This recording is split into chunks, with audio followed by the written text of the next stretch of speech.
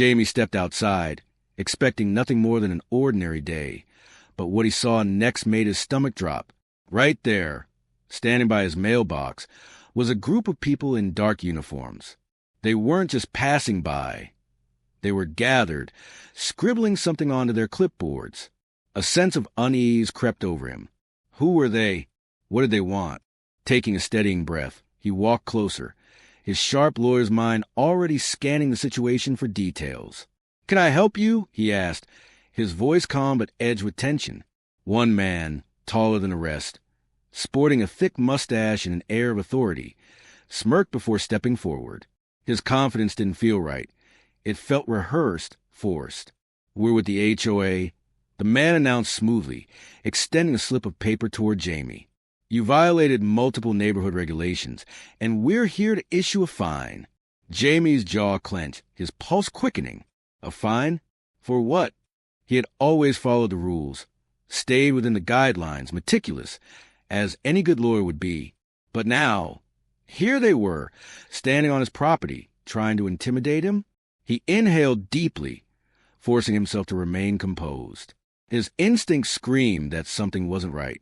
"You must be mistaken," he said, his voice carrying the weight of authority. But the man with the mustache merely chuckled, shaking his head as if dealing with an amateur. "Oh, we're not mistaken," he countered, his tone laced with mock patience. "You can either pay now, or we'll take further action." The sheer audacity of the statement sent a bolt of fury through Jaimie. He wasn't just some uninformed homeowner they could push around. He was Jaimie Roberts, a man who had built his career on unraveling lies and exposing fraud. If these people thought they could intimidate him into compliance, they were about to realize just how wrong they were. He squared his shoulders, his piercing gaze locking onto the so-called HOA representative. "I want to see identification," he said firmly. For the first time, hesitation flickered across the man's face, a crack in the mask. He exchanged a glance with his colleagues, a fleeting look of uncertainty flashing in their eyes. That was all Jaimie needed.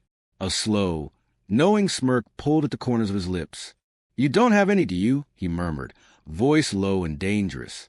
The leader's expression hardened, but Jaimie could see it now. The nervous shift in stance, the twitch of a jaw. They had expected an easy target. They had expected compliance. But what they had found was resistance. And they had made a mistake. Jaimie's fingers curled into fists at his sides as the weight of realization settled over him. They weren't legitimate. They weren't here with any real authority.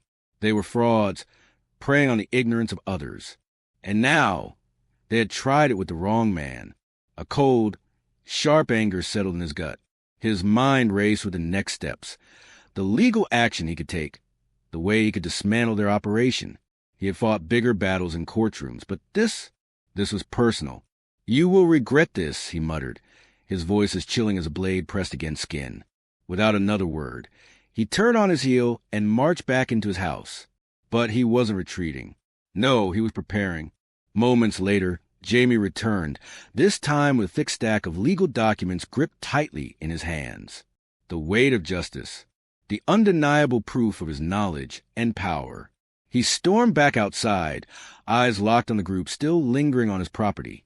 They were still there, their clipboards clutched as if that alone gave them some form of authority. But when they saw the papers in Jaimie's hands, something shifted. Fear. "You should have done your research," he said, his voice like ice as he thrust the documents into their hands. "This neighborhood has no HOA fines. You're not licensed to operate here. You have no authority. And now, you have a choice, leave, or I call the police and have you charged with trespassing." The once confident leader paled, his smirk vanishing in an instant. The others fidgeted nervously, their facade crumbling as they realized they had picked the wrong house, the wrong man. What do you want?" the leader stammered, his voice suddenly devoid of its previous arrogance. Jaimie stepped closer, his presence overwhelming. "I want you off my property. Now." His words were slow, deliberate, each syllable dripping with finality. "And if you ever come back, I will make sure the entire town knows about your little scam." There was no arguing, no counterplay. The game was over. One by one, the fake HOA officers exchanged panicked glances before hastily retreating, their footsteps quick, their heads lowered. Jaimie watched them go, satisfaction settling deep in his chest. They wouldn't be back, not if they had any sense left. But this wasn't just about them. This was about something bigger, about protecting people who didn't know better, about ensuring justice wasn't just something that happened in a courtroom, but in everyday life. That evening, as Jaimie sat in his study, he glanced at his phone. Word had already spread. The scam was exposed, their reputation ruined. And just like that, balance had been restored. He had fought for justice before, but this had been something else.